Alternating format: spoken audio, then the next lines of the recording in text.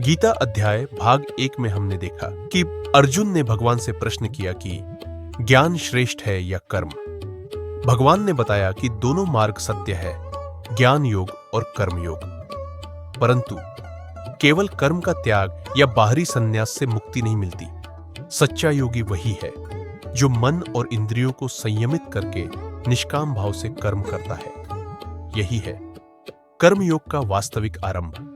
अब आगे भगवान श्री कृष्ण अर्जुन को सीधा आदेश देते हैं कि कर्म को त्यागना नहीं है, बल्कि अपने नियत कर्म को अवश्य करना है। श्री भगवान उवाच नियतम कुरु कर्म त्वम कर्म ज्यायो ह्यकर्मणः शरीर यात्रा पिचति न प्रसिद्धित कर्मणः। श्री कृष्ण कहते हैं, हे अर्जुन, तू अपने नियत कर्म को अवश्य कर, क्योंकि कर्म अकर्म कर्म न करने से श्रेष्ठ है और बिना कर्म किए तेरी शरीर यात्रा भी संभव नहीं है। यहां श्री कृष्ण बहुत स्पष्ट बात करते हैं, कर्म न करना कोई विकल्प नहीं है। यहां तक कि शरीर का चलना, सांस लेना, खाना पीना सब कर्म ही है। यदि मनुष्य कहे कि मैं कुछ नहीं करूंगा, तब भी वह कर्म करता है। इसलिए भगवान कहते हैं, नियत कर्म करो, यानी वे कर्तव्य जो तुम्हारे स्वभाव, समाज और जीवन की भूमिका के अनुसार तुम्हें करने ही चाहिए। जैसे अर्जुन के लिए युद्ध करना उसका धर्म है, गृहस्थ के लिए परिवार की जिम्मेदारी, छात्र के लिए अध्ययन और हर व्यक्ति के लिए अपने दायित्व। संत कबीर ने कहा है, कर्म करे करी जीव, कर्म बिना नाही ठोर। कहत कबीर, सुनो भई साधो, कर्म करे भव पार। अर्थात कर्म तो करना ही पड़ेगा, लेकिन वही कर्म हमें भवसागर से पार ले जा सकता है यदि हम उसे निष्काम भाव से करें। तो हे अर्जुन, अपने कर्तव्य से मत भागो, कर्म करो, पर वह कर्म निष्काम और शुद्ध भाव वाला हो। अब तक भगवान ने कहा कि कर्म करना अनिवार्य है, बिना कर्म के शरीर की यात्रा तक नहीं हो सकती। लेकिन प्रश्न यह उठता है, कर्म करें कैसे? क्योंकि यही तय करेगा कि कर्म हमें बांधेंगे या मुक्ति देंगे। यज्ञार्थात कर्मणोन्यत्र लोकोयम कर्म बंधनः तदर्थम कर्म कौन्तेय मुक्त संघ समाचार। श्री कृष्ण कहते हैं, हे अर्जुन, यदि कर्म यज्ञ भाव से किया जाए तो वह मुक्ति देता है, परंतु यदि कर्म केवल स्वार्थ के लिए है तो वही कर्म मनुष्य को बांध देता है। इसलिए तू आसक्ति छोड़कर कर्म कर और उसे यज्ञ के रूप में अर्पित कर। यहां भगवान ने कर्म के रहस्य को उजागर किया है। यज्ञ का मतलब केवल अग्नि में आहुति देना नहीं है, बल्कि हर वह कर्म जो ईश्वर और समाज की सेवा के भाव से किया जाए, वही यज्ञ है। जब एक किसान खेती करता है ताकि अन्न सबको मिले, वह भी यज्ञ है। जब एक मां अपने बच्चे की सेवा करती है बिना किसी स्वार्थ के, वह भी यज्ञ है। जब एक विद्यार्थी पढ़ाई करता है ताकि ज्ञान से समाज का भला हो, वह भी यज्ञ है। लेकिन यदि यही कर्म सिर्फ अपने लोभ, स्वार्थ और अहंकार के लिए किया जाए, तो वही कर्म बंधन का कारण बन जाता है। संत कबीर ने कहा है, सेवा में ही सेवा है, यही सबसे बड़ा यज्ञ है। फल की चिंता छोड़ो, तभी कर्म तुम्हें बांधेंगे नहीं। और संत तुकाराम कहते हैं, कर्म करो, लेकिन हर कर्म भगवान को समर्पित कर दो, तभी कर्म पूजा बन जाता है। संसार का नियम है, कर्म तो करना ही होगा, लेकिन यदि वह कर्म स्वार्थ और आसक्ति से किया गया, तो वही हमें बार बार जन्म और मृत्यु के बंधन में डाल देगा। लेकिन वही कर्म जब यज्ञ भाव से ईश्वर को अर्पण करके समाज के हित के लिए किया जाए, तो वही कर्म हमें मुक्त कर देगा। यही है कर्मयोग का रहस्य। इसलिए हे अर्जुन, कर्म से भागना मत, कर्म को यज्ञ बना दो, तब तुम्हारे कर्म बंधन नहीं बल्कि मुक्ति के द्वार बन जाएंगे। कर्म तभी मुक्ति देगा जब उसे यज्ञ भाव से किया जाए।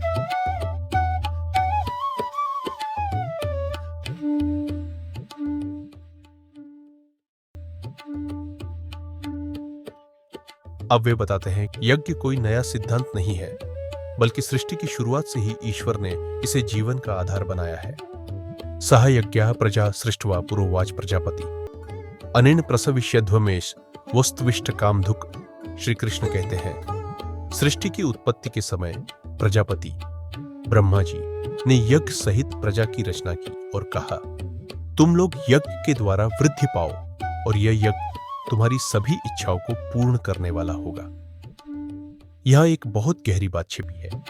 जब सृष्टि की रचना हुई तो केवल मनुष्य ही नहीं बना, बल्कि उसके साथ ही यज्ञ का सिद्धांत भी रचा गया। जीवन केवल लेने के लिए नहीं है, बल्कि देने और बांटने के लिए है। प्रकृति का नियम है संतुलन। यदि हम केवल लेते रहेंगे और लौट आएंगे नहीं, तो जीवन असंतुलित हो जाएगा। इसलिए ब्रह्मा ने कहा, यज्ञ करो, यानी प्रकृति, देवताओं और समाज को लौटाओ। तभी तुम्हारी इच्छाएं भी पूरी होंगी और जीवन में वृद्धि और संतुलन बना रहेगा। संत कबीर ने कहा है, लेते सब जग फिरत है, देते विरला कोय। कहत कबीर वह जीव निचल है, जो सबके हित होए। यही गीता का सिद्धांत है।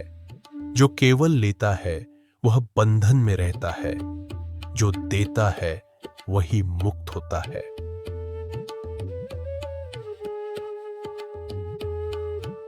भगवान यह स्पष्ट करते हैं, यज्ञ, सहयोग, त्याग और समर्पण है।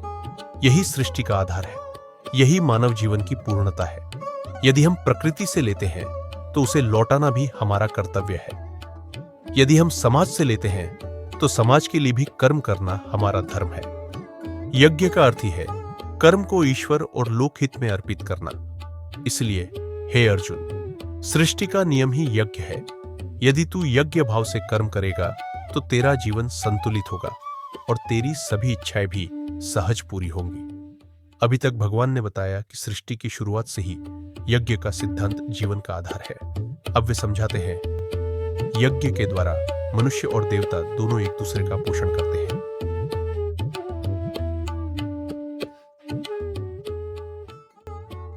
देवान भावेता नेन्ते देवा भावयन्तुवा परस्परम भावयन्तः श्रेयः परम वाप्स्यत। श्री कृष्ण कहते हैं, यज्ञ द्वारा तुम देवताओं का पोषण करो और वे देवता भी तुम्हारा पोषण करेंगे। इस प्रकार परस्पर एक दूसरे का भावन करते हुए तुम सर्वोच्च कल्याण को प्राप्त करोगे। यह देवता से आशय केवल स्वर्ग के देव नहीं है, बल्कि वे प्रकृति के विविध रूप है। सूर्य जो प्रकाश और ऊर्जा देता है, इंद्र जो वर्षा देता है, वायु जो प्राणवायु देता है, पृथ्वी जो अन्न देती है। जब हम यज्ञ करते हैं, यानी अपने कर्म को समर्पण और आभार भाव से करते हैं, तो हम इन देवताओं का सम्मान और पोषण करते हैं और बदले में ये देवता भी हमारा पोषण करते हैं। सूर्य फसलों को पकाता है, वर्षा खेतों को सींचती है, वायु जीवन देती है। यही है परस्पर सहयोग का नियम। कबीर ने कहा है, सांस सांस सब कोई लेत है, कोई देत नहीं जान। कहत कबीर वही सुखी है, जो परहित करे महान। अर्थात प्रकृति से हम निरंतर लेते हैं, लेकिन जो लौट आता है वही सच्चा साधक है। जीवन का रहस्य है देना और लेना। जब हम केवल लेते हैं तो संतुलन बिगड़ता है। जब हम देते भी हैं तो सृष्टि का चक्र संतुलित रहता है।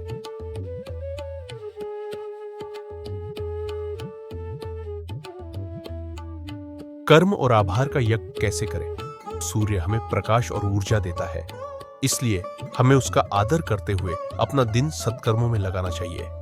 पृथ्वी हमें अन्न देती है, इसलिए भोजन करते समय ईश्वर और प्रकृति का स्मरण करना आभार का यज्ञ है। वायु, जल, आकाश सब कुछ हमें जीवन देते हैं। इन्हें स्वच्छ रखना, प्रदूषण से बचाना भी यज्ञ है। यह है आभार का यज्ञ, यानी जो मिला है उसके लिए कृतज्ञ रहना और उसे सुरक्षित रखना। छात्र का नियत कर्म है पढ़ाई। जब वह पढ़ाई केवल परीक्षा पास करने के लिए नहीं, बल्कि ज्ञान को समाज के हित में लगाने के लिए करता है, तो यह कर्म का यज्ञ है। गृहस्थ जब परिवार की देखभाल करता है बिना स्वार्थ के, तो यह भी यज्ञ है। कोई भी काम, व्यापार, खेती, नौकरी, यदि केवल निजी लाभ के लिए नहीं, बल्कि समाज और ईश्वर को अर्पित भाव से हो, तो वही यज्ञ है। यह है कर्म का यज्ञ, यानी अपने कर्तव्य को निष्काम भाव से निभाना। हर कर्म से पहले मन ही मन कहना, हे प्रभु, यह कर्म आपके लिए है, इसके फल की चिंता आप करें। यही छोटा सा संकल्प साधारण कर्म को भी यज्ञ बना देता है। जीवन में संतुलन तभी है जब हम प्रकृति को सम्मान दें।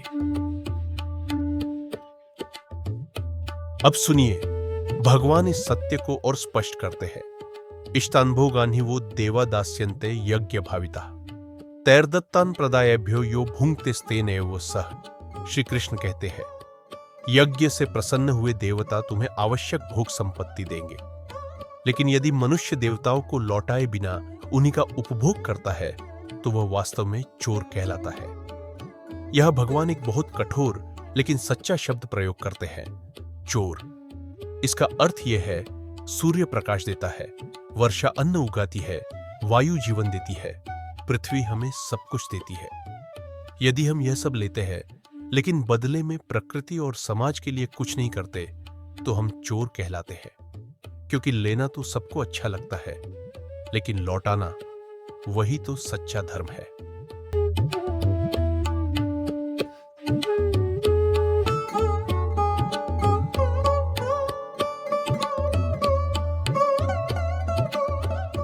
व्यावहारिक जीवन में हम ये ऐसे कर सकते हैं कि भोजन करने से पहले आभार व्यक्त करना, अन्न उगाने वाले किसान का, वर्षा देने वाले ईश्वर का और माता पिता का धन्यवाद करना, समाज से सुविधा लेना और बदले में सेवा करना, पेड़ लगाना, जल को बचाना, जरूरतमंदों की मदद करना, यह सभी यज्ञ है। यह है देने और लेने का संतुलन। संत कबीर कहते हैं, लेते सब जग फिरत है, देते विरला कोय। कहत कबीर, वह जीव सच्चा है जो सबके हित होए। यही बात श्री कृष्ण यहां कहते हैं, जो केवल लेता है लौटाता नहीं, वह चोर है, और जो देता भी है वही सच्चा साधक और कर्मयोगी है। इसलिए हे अर्जुन, जीवन केवल उपभोग के लिए नहीं है। प्राप्ति और वापसी का संतुलन ही धर्म है। जो केवल भोग करता है और लौटाता नहीं, वह वास्तव में धर्म मार्ग से गिरा हुआ है। इसलिए यज्ञ करो, आभार दो और कर्म से लौटाओ। यही कर्मयोग है, यही सच्चा धर्म है। हे अर्जुन, देवता तुम्हें देते हैं, अब तुम्हारा कर्तव्य है कि तुम भी उन्हें लौटाओ, अन्यथा भोगी नहीं बल्कि चोर कहलाओगे। जब हम कहते हैं कि कर्म यज्ञ के लिए करो, उसका अर्थ है कर्म को ईश्वर को अर्पित करो। यह भाव कर्म को पवित्र बना देता है। जैसे दीपक की लौ चाहे कितनी छोटी हो, पर जब उसे भगवान के चरणों में रखा जाता है तो वह पूजा बन जाती है। वैसे ही साधारण कर्म जब ईश्वर को समर्पित होता है तो प्रभु प्राप्ति का साधन बन जाता है। निष्काम कर्म करने से मन में लोभ, अहंकार और स्वार्थ धीरे धीरे मिट जाते हैं। जब मन शुद्ध होता है तब आत्मा का प्रकाश प्रकट होता है। वही शुद्ध मन प्रभु का साक्षात्कार करता है। प्रभु प्राप्ति कर्म छोड़ने से नहीं होती। प्रभु प्राप्ति होती है जब हर कर्म निष्काम हो, जब हर कर्म ईश्वर अर्पण हो और जब हर कर्म लोकहित और सेवा से जुड़ा हो। तब साधारण कर्म भी योग बन जाता है और वही योग हमें प्रभु के चरणों तक ले जाता है। इसलिए हे अर्जुन, कर्म से भागने में प्रभु नहीं मिलते, बल्कि कर्म को अर्पण करने से ही प्रभु मिलते हैं।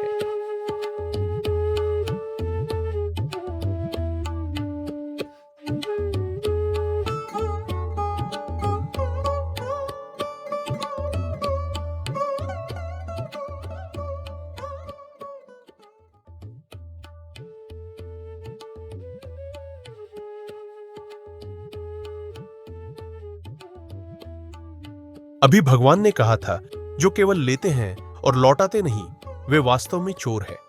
अब वे बताते हैं कौन मुक्त होता है और कौन पाप में बंध जाता है। यज्ञ शिष्टाशिनः संतो मुच्यन्ते सर्व किल्बिषय भुंजते ते त्वघम पापा ये पचन्त्यात्म कारणात्। भगवान कहते हैं, यज्ञ शेष अर्थात अर्पण किया हुआ अन्न खाने वाले संतजन सभी पापों से मुक्त हो जाते हैं। लेकिन जो लोग केवल अपने लिए पकाते और भोगते हैं, वे वास्तव में पाप ही खाते हैं। यहां अन्न केवल खाने के लिए अन्न नहीं है। अन्न का अर्थ है जीवन की सारी उपलब्धियां, सारे कर्म फल। यदि हम अपने कर्म को पहले यज्ञ मानकर यानी ईश्वर और समाज को अर्पित करके करते हैं, तो जो भी फल हमें मिलता है वह पवित्र हो जाता है। उसी को कहा है यज्ञ शेष। लेकिन यदि हम कर्म केवल अपने लिए करते हैं, अपने स्वार्थ और भोग के लिए, तो वह फल अपवित्र हो जाता है। और जब हम उसका उपभोग करते हैं तो वह वास्तव में पाप को खाने जैसा है। यही कारण है कि भगवान कहते हैं संत जन मुक्त हो जाते हैं और स्वार्थी लोग बंधन में पड़ जाते हैं। एक माँ जब परिवार के लिए भोजन बनाती है और पहले भगवान को अर्पित करती है तो वही भोजन यज्ञ शेष है। कोई विद्यार्थी जब पढ़ाई करता है और ज्ञान को समाज के हित में लगाता है तो उसका ज्ञान यज्ञ शेष है। कोई भी श्रम, कोई भी सफलता जब ईश्वर को समर्पित हो जाती है तो वह पवित्र हो जाती है। लेकिन अगर यही कर्म और फल केवल स्वार्थ और भोग के लिए है तो वही पाप का कारण बनता है। संत कबीर कहते हैं, फल के लोभी खाए रहे, मन में भ्रम भराए, कहत कबीर सो पापी है जो हरि नाम बिसराए। मतलब यदि कर्मफल को हम केवल लोभ और स्वार्थ के लिए खाए तो वह पाप है, पर यदि वही कर्मफल भगवान के नाम से ग्रहण करें तो वह पुण्य है। हे अर्जुन, सच्चे साधक यज्ञ शेष का आहार करते हैं और मुक्त हो जाते हैं, परंतु स्वार्थी भोगी जो केवल अपने लिए जीते हैं वे वास्तव में पाप का ही सेवन करते हैं। यही है कर्मयोग का गूढ़ रहस्य। कर्म तो करना है, पर हर कर्म को अर्पण करके उसे यज्ञ शेष बना दो। इसलिए हे अर्जुन, सच्चे साधक यज्ञ शेष का आहार करते हैं और मुक्त हो जाते हैं, परंतु स्वार्थी भोगी जो केवल अपने लिए जीते हैं वे वास्तव में पाप का ही सेवन करते हैं।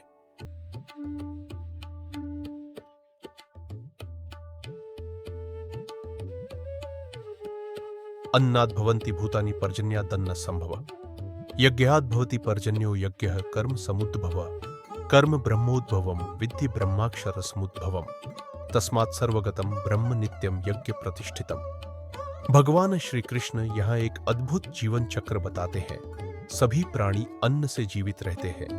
अन्न वर्षा पर निर्भर है। वर्षा यज्ञ से उत्पन्न होती है, यज्ञ कर्म से उत्पन्न होता है और कर्म स्वयं वेद और ईश्वर से प्रकट है। इसका सीधा अर्थ है संसार की संपूर्ण व्यवस्था कर्म और यज्ञ पर आधारित है। अब प्रश्न उठ सकता है, क्या सचमुच यज्ञ हवन से वर्षा होती है? और विदेशों में जहां यज्ञ नहीं होते वहां वर्षा कैसे होती है? इसका उत्तर है, गीता में यज्ञ का अर्थ केवल हवन नहीं है। यहां यज्ञ का मतलब है निष्काम भाव से किया गया कर्तव्य और प्रकृति समाज के साथ संतुलन। जब श्री कृष्ण कहते हैं यज्ञ से वर्षा होती है तो इसका भावार्थ है जब मनुष्य अपने कर्म को यज्ञमय करता है, अर्थात सहयोग, संतुलन और धर्म से कर्म करता है, तब प्रकृति भी उसका सहयोग करती है। वर्षा यह प्रकृति की कृपा और अनुकूलता का प्रतीक है। जब लोग प्रकृति का आदर करते हैं, जब वे प्रदूषण को रोकते हैं, पेड़ पौधों की रक्षा करते हैं और अपने कर्म को समाज और ईश्वर को समर्पित करते हैं, तो यह सब यज्ञ ही है। इस संतुलन से ही प्रकृति प्रसन्न रहती है और वर्षा समय पर होती है। इसलिए यह सिद्धांत केवल भारत तक सीमित नहीं है, बल्कि जहां जहां मनुष्य प्रकृति और समाज के साथ संतुलन बनाता है, वहां वहां यह यज्ञ भाव स्वतः उपस्थित रहता है और वहां भी वर्षा और जीवन का चक्र ठीक चलता है।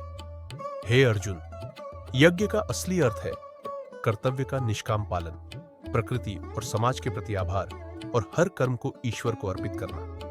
जब यह भाव होता है तो वर्षा, अन्न और जीवन सब पवित्र और संतुलित रहते हैं, और जब यह भाव टूटता है तो संसार में अकाल, अशांति और दुख फैल जाते हैं। हे अर्जुन, समझ लो, यह संपूर्ण जगत एक दिव्य चक्र में बंधा है जिसका आधार है कर्म और यज्ञ, और इस यज्ञ का मूल स्रोत स्वयं ईश्वर है।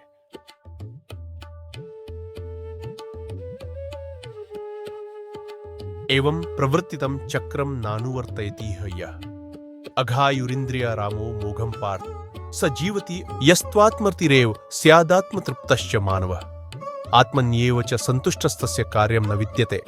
श्री कृष्ण कहते हैं, जो मनुष्य इस सृष्टि चक्र, यज्ञ और कर्म के चक्र का पालन नहीं करता, जो केवल इंद्रियों की भोग वासनाओं में लगा रहता है, उसका जीवन व्यर्थ है। लेकिन जो मनुष्य आत्मा में ही रमण करता है, जो आत्मा में ही तृप्त और संतुष्ट है, उसके लिए कोई कर्म शेष नहीं रहता। यह भगवान दो प्रकार के लोगों का वर्णन कर रहे हैं।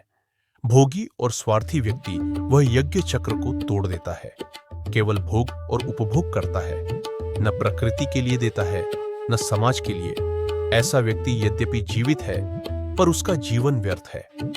आत्मतृप्त योगी, उसे बाहर के भोगों की आवश्यकता नहीं है, उसका आनंद भीतर की आत्मा में है। ऐसा व्यक्ति मुक्त है क्योंकि वह कर्म से भागा नहीं बल्कि कर्म के परे आत्मसंतोष तक पहुंच गया है। हे अर्जुन, जो व्यक्ति केवल भोग में जीता है वह व्यर्थ जीता है, पर जो आत्मा में ही संतोष पा लेता है वह कर्म से परे होकर भी मुक्त रहता है।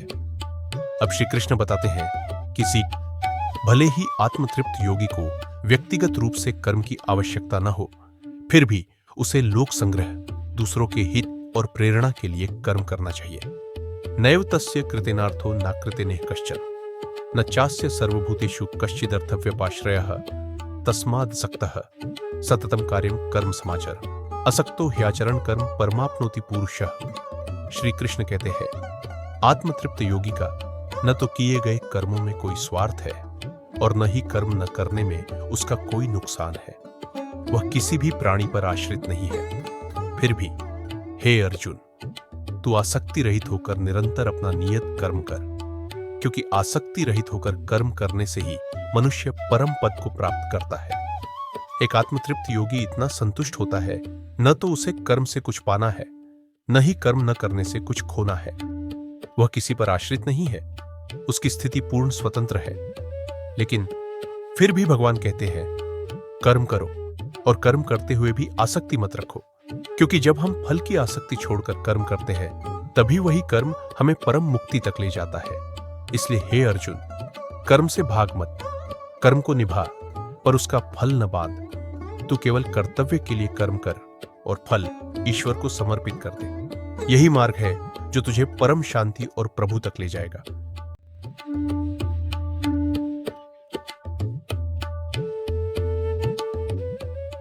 कर्मणैव हि संसिद्धिमास्थिता जनकादय, लोक संग्रह में वापी संपश्यन कर्तुमर्हसे, यद्यदाचरति श्रेष्ठस्तत्तदेवेतरो जनः, सयत् प्रमाणम कुरुते लोकस्तदनु वर्तते।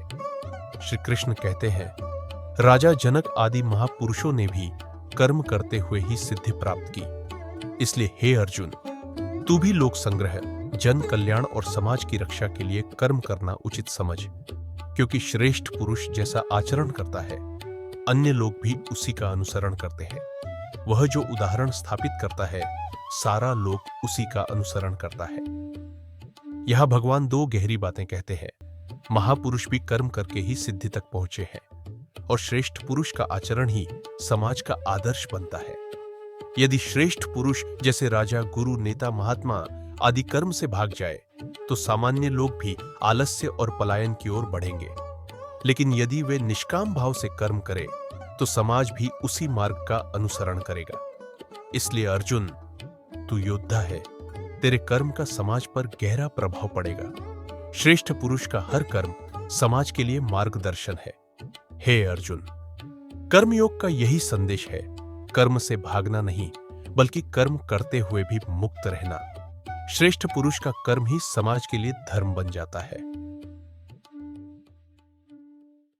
प्रिय श्रोतागण, आज हमने अध्याय 3 कर्म योग के श्लोक 8 से 21 तक का संदेश सुना। हमने जाना कि कर्म से भागना ही बंधन है और निष्काम भाव से कर्म करना ही मुक्ति का द्वार है। प्रिय श्रोताओं, यह शिक्षा केवल अर्जुन के लिए नहीं बल्कि हम सबके जीवन के लिए है, क्योंकि हर क्षण हम कर्म करते हैं। अब यह हम पर है कि उसे बंधन बनाए या मुक्ति का साधन। इसी संदेश के साथ हम भाग 2 को यहीं विराम देते हैं। अगले भाग में हम देखेंगे स्वयं भगवान श्री कृष्ण क्यों कर्म करते हैं और क्यों उनका हर कर्म पूरे लोक के लिए आदर्श बन जाता है। यही है कर्म योग, जहां कर्म ही साधना है और कर्म ही प्रभु प्राप्ति का मार्ग।